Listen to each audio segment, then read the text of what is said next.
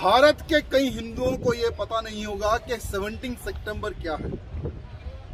तो मैं भारत के हिंदुओं को एवं तेलंगाना, आंध्र प्रदेश, महाराष्ट्र, कर्नाटक के हिंदुओं को इस 17 सितंबर के बारे में बताना चाहूंगा।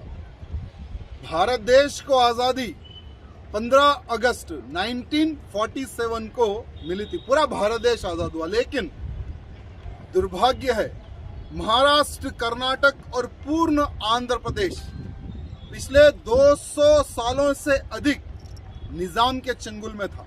यानी यहां पर निजाम का कब्जा था। कई वर्षों तक निजाम ने आंध्र प्रदेश, महाराष्ट्र एवं कर्नाटक पर राज किया। भारत देश को आजादी मिली, सरदार वल्लभ भाई पटेल जी ने सभी रियासतों को जोड़कर अखंड भारत का निर्माण किया।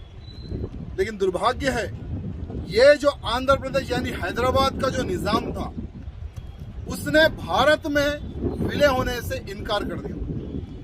तो सरदार वल्लभ भाई पटेल जी ने पत्र लिखा निजाम को कि सभी रियासतें जब भारत में विलय हो सकती है तो तुम्हें क्या परेशानी है। तो ये निजाम कहता है सरदार वल्लभ भाई पटेल जी को, हम पाकिस्तान से जुड़ेंगे लेकिन भारत से नहीं जुड़ेंगे। ये सोच रखने वाला निजाम सरदार वल्लभ भाई पटेल जी ने आखिरी वार्निंग दी कि अगर तुम भारत में विलय नहीं होते हो तो हमें मजबूरन एक्शन लेना पड़ेगा। तो ये जो भारत का गद्दार ये निजाम सरदार वल्लभ भाई पटेल जी को कहता है कि अगर भारतीय सेना हमारे पे अगर आक्रमण करती है तो 1.5 करोड़ हिंदुओं की सिर्फ लाशें और हड्डियां मिलेगी, एक भी हिंदू जीवित नहीं बचेगा। ये निजाम ने सरदार वल्लभ भाई पटेल जी को कहा। सरदार पटेल जी ऐसे कईयों को देखा है, और ये गीदड़ भक्ति से डरने वाले सरदार भाई पटेल जी नहीं थे। तो एक छोटी सी सेना यानी एक 45,000 की सेना निजाम के तरफ भेज दी, यानी निजाम को सबक सिखाने के लिए।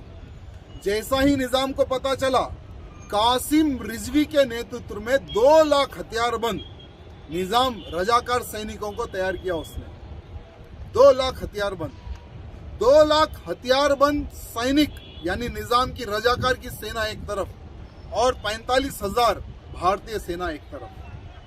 भारतीय सैनिकों में एक अलग सा जोश था। एक सैनिक 10 लोगों के गर्दनें काटने में उतना क्षमता थी हमारे सैनिकों में। सोलापुर के रास्ते और विजयवाड़ा के रास्ते, 2 तरफ से हैदराबाद में भारतीय सेना प्रवेश करती है। 5 दिन का युद्ध चलता है और उस ऑपरेशन का नाम दिया गया पोलो।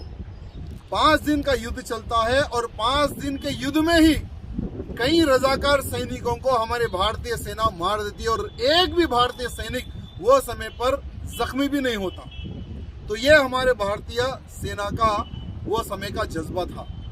तो जैसा ही सरदार वल्लभ भाई पटेल जी की ताकत देखकर निजाम डरकर सरदार वल्लभ भाई पटेल जी के समक्ष यही दिन यानी आज का दिन 17 सितंबर 1948 के दिन भारत में विलय करता है आंध्र प्रदेश, महाराष्ट्र, कर्नाटक के हिस्से को।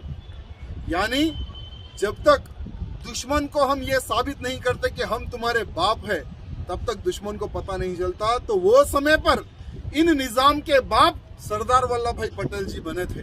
तो इसलिए मैं सभी भारतीय भाई बंधुओं को, खास करके तेलंगाना, आंध्र प्रदेश, महाराष्ट्र, कर्नाटक के भाई बंधुओं को 17 सितंबर का महत्व मैंने आपको बताया है। ये आज का दिन है। तो और आज ही के दिन तेलंगाना में, आंध्र में, कर्नाटक में, महाराष्ट्र में कई ऐसे हिंदुवादी नेता है, कई ऐसे हिंदुवादी कार्यकर्ता है जो भारत के तिरंगे को फहराकर राष्ट्रीय गान गाते हैं और भारत देश के तिरंगे को प्रणाम करते हैं और सरदार वल्लभ भाई पटेल जी को श्रद्धांजलि देते हैं आज ही के दिन। ये आज के दिन का महत्व है मेरे भाइयों। भारत माता की जय। जय सिया राम।